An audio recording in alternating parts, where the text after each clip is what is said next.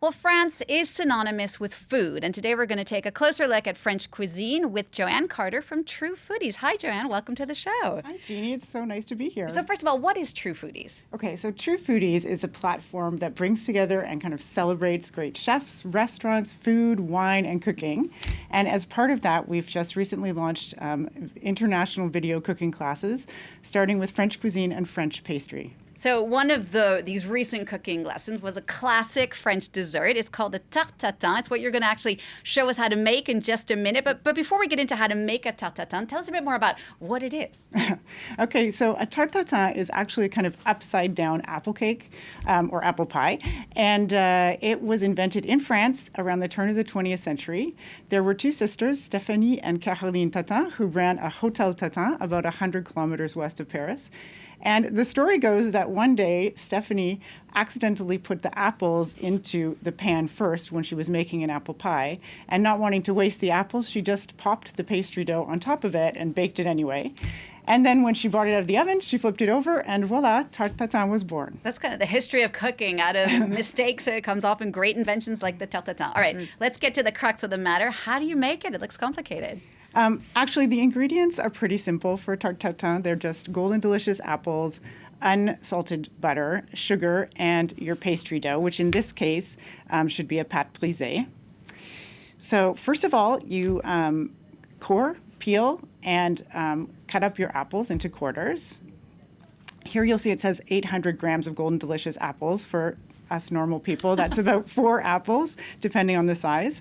And I should say that the person you see here coring and peeling amazingly is our professor for our French pastry course. His name is Chef Philippe Salomon, and he was actually a professor of pastry at the famous French cooking school Foodie for 18 years, so he really knows his stuff. All right, then what happens after this, after you cut and core the apples? Okay, after that you make a caramel sauce.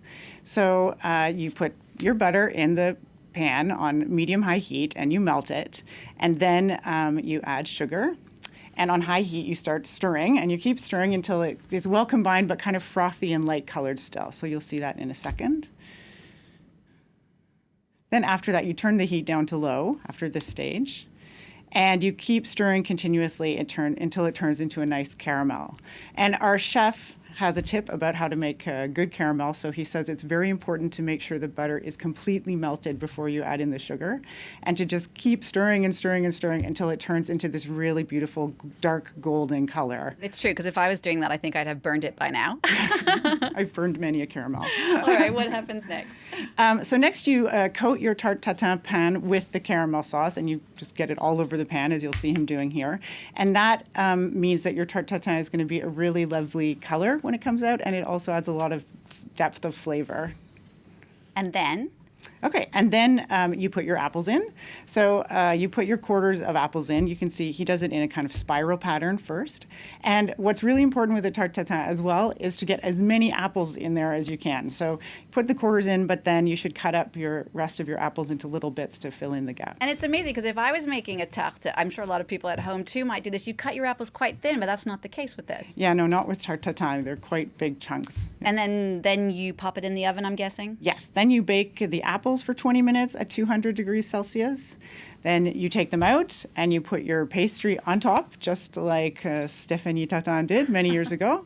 And you kind of tuck it in around the edges, as you can see him doing. Then you bake it again for 45 minutes at 230 degrees. You take it out of the oven, let it cool a little first, flip it over, and you have your beautiful Tarte Tatin. So it's a lot of bake. That's almost an hour and a half in the oven. Yes. Tell us a bit more about this pâte brisée, the crust. Okay, yeah, pâte brisée is a really delicious French pastry dough. The name literally means broken pastry in French. And the reason for that is that when you bite into it, it flakes and crumbles in your mouth. It's absolutely delicious. And the closest thing in English is really what we would call short crust dough. Okay. So it's made with a lot of butter and flour, and then it can have sugar or not sugar, because you can make sweet tarts like this, but you can also make savory tarts like a quiche.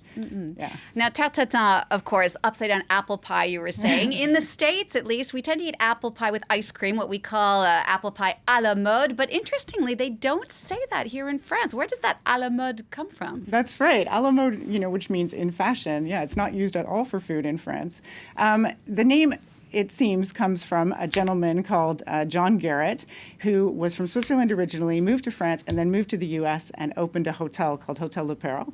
And this was in 1880. He started serving warm blueberry pie with ice cream, and he named it Pie à la Mode, and the name took off. That's very funny. So à la mode, pie à la mode is not French, but Tarte Tatin certainly is French. Joanne Carter, thank you so much for coming in and telling us about that. If that went a little too fast for you, you can get the recipe, of course, on the website, truefoodies.com. Thank you so much. Thank you.